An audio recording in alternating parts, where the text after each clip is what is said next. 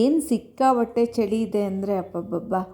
ಧನುರ್ಮಾಸ ಪೂಜೆ ಇರೋದ್ರಿಂದ ಶುಕ್ರವಾರ ಅದಕ್ಕೆ ನಾನು ಸ್ವಲ್ಪ ಬೇಗನೆ ಎದ್ದಿದ್ದೀನಿ. ಬೇಗ ಎದ್ದು ಒಂದು ಗ್ಲಾಸ್ ನೀರು ಕುಡಿಯೋಣ ಅಂತ ನೀರನ್ನ ಕಾಯ್ಲಿಕ್ಕೆ ಇಟ್ಕೊಂಡೆ. ಅದ್ರ ಜೊತೆ ಸ್ನಾನಕ್ಕೂ ಕೂಡ ನೀರನ್ನ ಸೈಡಲ್ಲಿ ಇಟ್ಕೊಂಡು ನಾನು ಬೇಕಿರೋ ತರಕಾರಿಗಳನ್ನೆಲ್ಲ ಕಟ್ ಮಾಡಿ ಇಟ್ಕೊಂಡ್ಬಿಡ್ತೀನಿ. ಯಾಕೆಂದರೆ ತಿಂಡಿ ಮತ್ತು ಅಡುಗೆ ಎಲ್ಲ ಒಂದೇ ಸಲ ಆಗಬೇಕು. ಇನ್ನು ಬಾದಾಮಿ ಎಲ್ಲ ನೆನೆಸಿಟ್ಕೊಂಡಿದ್ದೆ, ಅದನ್ನು ಸಿಪ್ಪೆ ತೆಗೆದು ತಿಂದಿದ್ದಾಯಿತು. ನೋಡಿ, ಇವತ್ತು ಮಧ್ಯಾಹ್ನಕ್ಕೆ ನಾನು ಸಾಂಬಾರನ್ನ ಒಂದೇ ಸಲ ಮಾಡ್ಕೊತೀನಿ, ಅನ್ನ ಆಮೇಲೆ ಇಟ್ಕೋಬೋದು ಅಂತ ಅವರೆಕಾಳು ಸಾಂಬಾರನ್ನ ಮಾಡ್ಕೊಳೋಕ್ಕೆ ಇಲ್ಲೆಲ್ಲ ರೆಡಿ ಮಾಡ್ಕೊಂಡಿದ್ದೀನಿ. ಇನ್ನು ಅದಕ್ಕೆ ಬೇಕಾಗಿರೋವಂಥ ಮಸಾಲೆ ರುಬ್ಕೊಳ್ಳಿಕ್ಕೆ ಕೂಡ ಎಲ್ಲ ರೆಡಿ ಮಾಡಿ ಇಟ್ಕೊಂಡಿದ್ದೀನಿ. ಸ್ನಾನ ಪೂಜೆ ಎಲ್ಲ ಮುಗಿಸಿ ಬಂದೆ. ಅದಾದಮೇಲೆ ಬೆಳಗಿನ ಬ್ರೇಕ್ಫಾಸ್ಟ್ಗೆ ಬಂದು ನಾನು ಮೊಳಕೆ ಹುಳ್ಳಿ ಕಾಳಿನ ಸ್ಯಾಲೆಡ್ ತೊಗೊಳ್ತಾ ಇದ್ದೀನಿ. ಒಂದು ಮೊಟ್ಟೆ, ಸ್ವಲ್ಪ ಫ್ರೂಟ್ಸ್ನ ತೊಗೊಂಡಿದ್ದೀನಿ. ಇದು ನನ್ನ ಬೆಳಗಿನ ಬ್ರೇಕ್ಫಾಸ್ಟ್.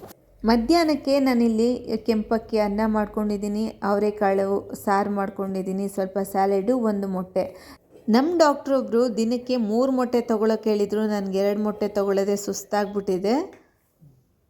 ರಾತ್ರಿ ಡಿನ್ನರ್ಗೆ ನಾನು ಎಲ್ಲ ಥರ ವೆಜಿಟೇಬಲ್ ಏನಿತ್ತು ಸ್ಟೀಮ್ ಮಾಡಿಕೊಂಡೆ. ಅದಕ್ಕೆ ಸ್ವಲ್ಪ ಉಪ್ಪು, ಪೆಪ್ಪರ್ ಮತ್ತು ಚಿಲ್ಲಿ ಫ್ಲೇಕ್ಸ್ನ ಸ್ಪ್ರಿಂಕಲ್ ಮಾಡಿಕೊಂಡೆ. ಇದು ನನ್ನ ಡಿನ್ನರ್.